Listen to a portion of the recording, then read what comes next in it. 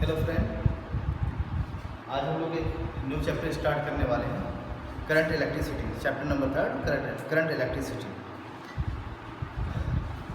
Current electricity basically एक form of energy है और इस चैप्टर में हमें स्टार्ट करना है वो इलेक्ट्रिक करंट से स्टार्ट करना है कि इलेक्ट्रिक करंट क्या होता है। तो अगर हम रिकॉल करें चैप्टर नंबर 1 और चैप्टर नंबर 2, तो चैप्टर नंबर 1 और 2 में प्रैक्टिकली हम लोग चार्ज की जितनी भी स्टडी किए हैं वो सारी स्टडी चार्ज को रेस्ट में मानकर किए हैं, यानी चार्ज हमारा रेस्ट में है।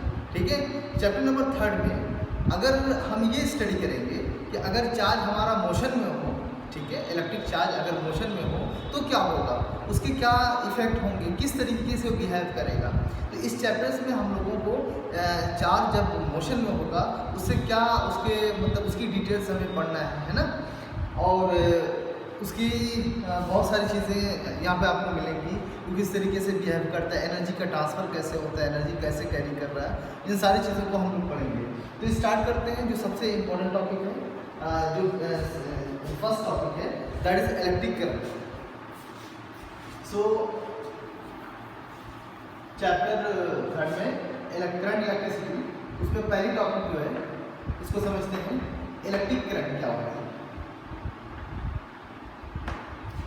तो बार बार इलेक्ट्रिक करंट हम करंट बोलेंगे, जैसे चार्ज को इलेक्ट्रिक चार्ज को चार्ज बोलते हैं, तो उसी तरीके से करंट का पूरा नाम क्या होता है इलेक्ट्रिक करंट, बट हम लोग सिंप्लिसिटी के लिए करंट बोलते हैं। इसका फुल फॉर्म है इलेक्ट्रिक करंट है। इलेक्ट्रिक करंट में होती क्या है, देखिए चार्ज जितने भी जो भी चार्ज है, चार्ज जब मोशन में होते हैं तो वो अपने साथ एक एनर्जी कैरी करते हैं, उस एनर्जी का नाम होता है इलेक्ट्रिक करंट। तो इलेक्ट्रिक करंट अगर रफली हम डिफाइन करें, एकदम जो है रफ तरीके से डिफाइन करें कि अगर आपसे पूछा जाए कि व्हाट इज इलेक्ट्रिक करंट, तो हम बोल सकते हैं रफली flow of charge is known as electric current. अब ये इलेक्ट्रॉन ये चार्ज का फ्लो किस तरीके से होगा, किस फैशन से होगा, किस तरीके से होगा, इन चीज़ को समझना बहुत ज़रूरी है। क्योंकि हम लोगों ने मेटल में पढ़ा है कि उसमें फ्री इलेक्ट्रॉन्स होते हैं और सारे इलेक्ट्रॉन्स उसमें मोशन में होते हैं। तो क्या मेटल के अंदर इलेक्ट्रिक करंट होता है, तो अब उसमें टच करने से कोई करंट तो हमें नहीं मिलती। नॉर्मल अगर कंडक्टर की हम बात करें उसमें फ्री इलेक्ट्रॉन्स होते हैं, सारे इलेक्ट्रॉन्स मूव करते हैं, रैंडम मोशन करते हैं, तो वहाँ पर मोशन तो हो रहा है चार्ज का, तो क्या वो एनर्जी दे रहे हैं करंट की फॉर्म में। तो ये आंसर मिलता है कि नो, कोई मेटल टच करने से हमें नॉर्मल मेटल टच करने से कोई करंट हमें नहीं लगती है। तो किस तरीके के मोशन की बात की जा रही है, क्या मोशन की कुछ स्पेशल क्वालिटी हमें समझना है या ऐसे रैंडम मोशन करना है, इसको थोड़ा सा डिटेल करने के लिए और समझने के लिए हम आगे चलते हैं। तो अब देखो मैंने फ्लो बनाया है, इलेक्ट्रॉन्स का फ्लो। मान लो कि सारे इलेक्ट्रॉन्स इस डायरेक्शन में मूव कर रहे हैं, ये सारे इलेक्ट्रॉन्स हैं, है ना, चार्ज कैरी कर रहा है कौन, चार्ज पार्टिकल यानी फ्री इलेक्ट्रॉन्स, ठीक है। तो यहाँ से ये सारे इलेक्ट्रॉन्स मूव कर रहे हैं। अब हमें चेक करना है कि ये कितना इलेक्ट्रॉन्स मोशन में है, कितने इलेक्ट्रॉन्स मोशन में है। इसके लिए हमें एक डोर को बनाना पड़ेगा, एक पॉइंट देखना पड़ेगा। जैसे मैं कह रहा हूँ कि इलेक्ट्रॉन्स यहाँ से जा रहा है, हमसे पूछा गया कि वो कितने इलेक्ट्रॉन्स गए, तो हम बोलेंगे कि कहाँ से, इधर से या इधर से। मान लो इलेक्ट्रॉन्स से जा रहा है, तो इस पर्टिकुलर एरिया से, इस पर्टिकुलर पॉइंट से कितने इलेक्ट्रॉन्स फ्लो कर रहे हैं, यही तो हम काउंट करेंगे। ठीक है, अगर हमने सबको काउंट कर लिया तो हमें ये डोमेन बताना पड़ेगा कि हम कहाँ से काउंट कर रहे हैं, फ्लो ऑफ चार्ज को कहाँ से गिन रहे हैं। ठीक है, ये इंपॉर्टेंट होता है और उसकी डायरेक्शन हम देखेंगे। अभी जब करंट डेंसिटी जब पढ़ेंगे तो उसमें हम पढ़ेंगे इस चीज़ों को कि एरिया वेक्टर्स और एरिया का की ओरिएंटेशन का क्या रोल है करंट डेंसिटी में, हम लोग पढ़ेंगे। बट अभी हम लोग फ्लो पढ़ते हैं। मान लो ये हमने एक एरिया देखा, ये एरिया एक सेलेक्ट कर लिया, अब यहाँ पे हम पढ़ेंगे और यहाँ से देख रहे हैं कि इलेक्ट्रॉन सब फ्लो कर रहे हैं। ठीक है, तो इलेक्ट्रॉन फ्लो कर रहा है, इसका मतलब चार्ज फ्लो कर रहा है। ये सारे चार्ज जब फ्लो करेंगे, ये क्या flow of charge known as electric current. Flow किस तरीके का होगा, तो अब हम यहाँ पर एरिया देख रहे हैं, इस एरिया की एक साइड से दूसरे साइड कितने इलेक्ट्रॉन्स पहुँच रहे हैं। जो इलेक्ट्रॉन्स पहुँच रहे हैं, ये इलेक्ट्रॉन्स क्या मोशन में है और ये मोशन एक पर्टिकुलर एरिया की एक साइड से दूसरी साइड जा रहा है, यानी चार्ज एक पर्टिकुलर एरिया के एक तरफ से दूसरी तरफ ट्रांसफर हो रहा है। इसका मतलब ये क्या बना रहे हैं, इलेक्ट्रिक करंट बना रहे हैं। और इस तरीके से हमने इसको डिफाइन किया, when there is a flow of charge from one side to other side, from one side to other side, then we say that there is an electric current through the area. ठीक है। यहाँ area, इस area से क्या हो रही है, electric current हो रही है। और हम इसको डिफाइन कैसे करते हैं, rate of flow of electric charge through an area is known as electric current. Okay, मान लेते हैं कि एक टाइम, इसमें एक चीज और है कि कितना देर तक हम काउंट करेंगे। मान लीजिए कि यहाँ से फ्लो कर रहा है, यहाँ से फ्लो कर रहा है, यहाँ से फ्लो कर रहा है, ठीक है, 3-4 जगह से फ्लो कर रहा है। अब हमें कंपेयर करना है कि कहाँ से एनर्जी ज़्यादा मिल रही है, ठीक है। तो हम वहाँ पर एक चीज़ टाइम लेंगे कि भाई ठीक है, हम 1 मिनट के अंदर काउंटिंग करेंगे एक यूनिट एरिया से। हमने कहा कि 1 मीटर स्क्वायर या 1 सेंटीमीटर स्क्वायर एरिया हमने ले लिया 3 जगह पर, 1 2 3, और सब में हमने कहा कि 1 मिनट तक हम इलेक्ट्रॉन चार्ज के फ्लो को काउंट करेंगे। तो देखा कि यहाँ पर 1 सेकंड में, 1 मिनट में 10 इलेक्ट्रॉन क्रॉस कर रहे हैं एरिया को, एक साइड से दूसरे से। दूसरे में देखा कि 5 ही क्रॉस कर रहे हैं, तीसरे में देखा कि 50 क्रॉस कर रहे हैं। तो ये काउंटिंग जो होगी, अगर हम आपसे पूछें कि एनर्जी इस वाले से 1 2 3 तीनों से एनर्जी यानी इलेक्ट्रिक करंट इक्वल है, तो आपका आंसर होगा नो। क्यों? क्योंकि आपने टाइम के साथ देखा कि विदिन मिनट यहाँ से कितने जा रहे हैं, 10, यहाँ से 5 और यहाँ से 50। लेकिन अगर टाइम की बाउंडेशन ना हो, ठीक है, टाइम की बाउंडेशन ना हो तो हम ये कंपेयर नहीं कर पाएंगे, ठीक है। हो सकता है कि हमने इसको 1 मिनट में देखा, ये जा रहा है कि जो है 50, और उसको मान लीजिए कि जो है 1 आवर देखा तो भी 50 हो गया, ये भी 50 हो गया। तो टाइम बढ़ा दे तो नंबर ऑफ इलेक्ट्रॉन्स इक्वल हो जाएंगे। लेकिन इस केस में हम ये कंपेयर नहीं कर पाएंगे कि इक्वल एनर्जी ट्रांसफर हो रही है कि नहीं। इसके लिए बहुत ज़रूरी है कि हम ये बात समझें कि फ्लो ऑफ चार्ज को अब हम टाइम के साथ रिलेट करके देखेंगे। किसी पर्टिकुलर एरिया से एक साइड से दूसरी साइड कितना चार्ज ट्रांसफर हो रहा है, एक बात। दूसरी बात कि हम उसको टाइम के साथ रिलेट करके देखना पसंद करेंगे। अगर रिलेट करके देखेंगे तब हम एग्जैक्ट डिफिनेशन बना सकते हैं, एग्जैक्ट कंपैरिजन कर सकते हैं, यानी मेजर कर सकते हैं। जैसा कि फिजिकल क्वांटिटी है, इलेक्ट्रिक करंट क्या है, फिजिकल क्वांटिटी। अगर ये फिजिकल क्वांटिटी है तो इसको हम मेजर कर सकते हैं और नंबर में यूनिट के साथ एक्सप्रेस कर सकते हैं। तो आई होप अंडरस्टैंड। इसीलिए इसकी डिफिनेशन जो बनाएंगे, rate of flow of electric charge through an area is known as electric current. अब मान लेते हैं जैसा कि फिजिक्स में कंसीडर और सारी चीज़ें डेरिवेशन के लिए हम उसके लिए इमेजिन करते हैं। माना let delta Q with amount of charge, ठीक है, be the amount of charge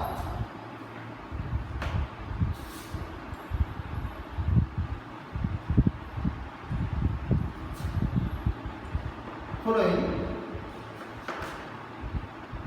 through an area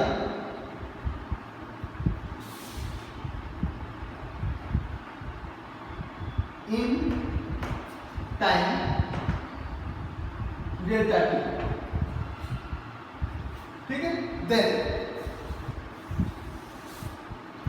अब ने क्या मान लिया कि एक एरिया कोई हो, जैसे मान लीजिए एरिया, ये एरिया, इस एरिया से डेल्टा क्यू चार्ज फ्लो कर रहा है, कितना टाइम में, डेल्टा टी टाइम में। तो हम इसको rate of flow of electric charge की डिफिनेशन के according, then electric current I is equal to delta q upon delta t. ये इसका फॉर्मूला हो गया, I is equal to delta q upon delta t. Delta क्यों लगाया? क्योंकि time हमने कम रखा है, चार्ज भी कम रखा है। डेल्टा क्यू स्मॉल, क्योंकि जब भी हम कोई डिफिनेशन बनाते हैं, कोई फार्मूला बनाते हैं तो छोटे से बड़े की तरफ टेंड करते हैं, ना कि बड़े से, क्योंकि छोटे का नेचर हमें समझ में आ जाएगा, उसी के अकॉर्डिंग हम आगे प्रोसीड करते हैं इंटीग्रेशन और सारी चीज़ों को करके। तो ये हमारे पास डिफिनेशन होती है I square delta q upon delta T.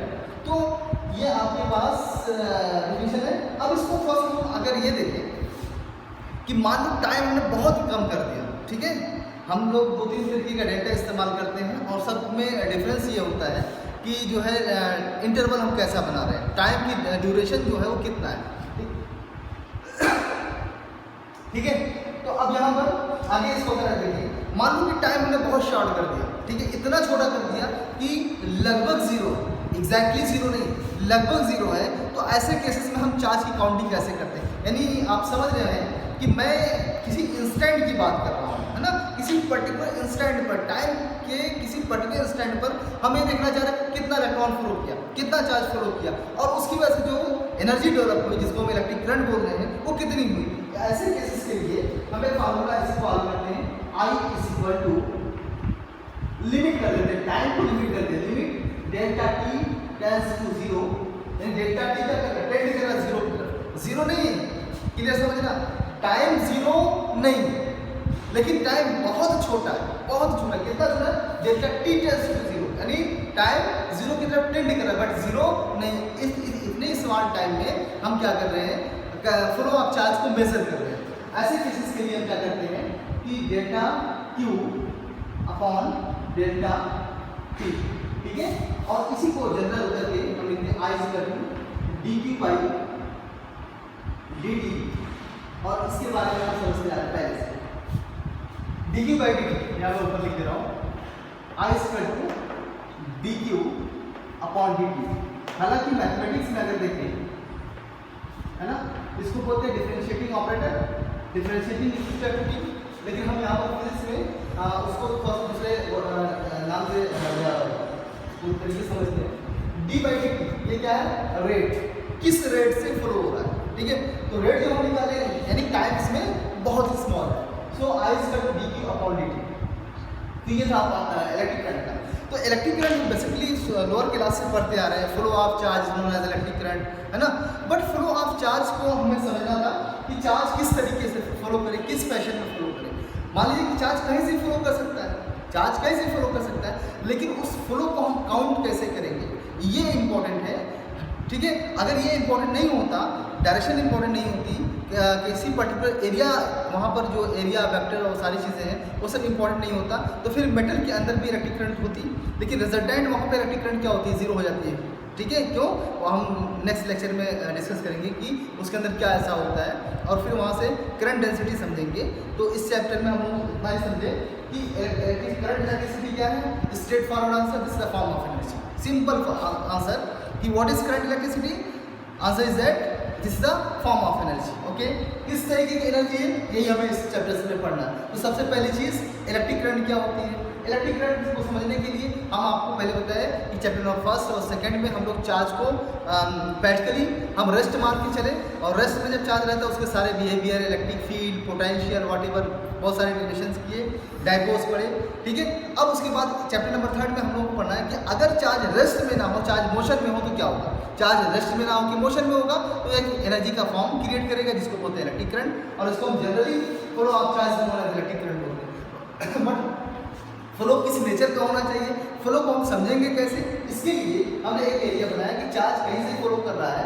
एक डोर ले लिए कि यहाँ से, जैसे मान लीजिए कि ये कोई दरवाज़ा लगा हुआ है, अब हम देख रहे हैं, अब आपको खड़ा करा दिया गया यहाँ पर कि बताओ कितने आदमी है, ठीक है। तो जब डोर से आप काउंट करेंगे तो बोलेंगे 1 2 3 4 5 ऐसे जा रहे हैं, लेकिन आपके पास डोर ना हो, कोई पर्टिकुलर एरिया ना हो, कोई पर्टिकुलर पॉइंट ना हो, सब जा रहे हैं, तो आपके लिए काउंटिंग मुश्किल हो जाएगी, काउंटिंग टफ हो जाएगी, और इस तरीके से आप फ्लो ऑफ मैन या flow of any other things आप उसके बारे में पर्टिकुलर आंसर नहीं दे पाएंगे। इसलिए एरिया को कंसिडर करना बहुत ज़रूरी है कि किसी पर्टिकुलर पॉइंट से या किसी पर्टिकुलर एरिया से कितने इलेक्ट्रॉन्स वहाँ से फ्लो कर रहे हैं, कितने चार्ज फ्लो कर रहे हैं, कितने टाइम में फ्लो कर रहे हैं, ये इंपॉर्टेंट है। और इन दोनों को जब रिलेट करते हैं तो इससे जो चार्ज के मोशन में आने के बाद जो एनर्जी जनरेट होती है जिसका नाम होता है इलेक्ट्रिक करंट, उसके बारे में हम काउंट कर सकते हैं, उसको हम रिप्रेजेंट कर सकते हैं। ये था आपका इलेक्ट्रिक करंट। Thank you.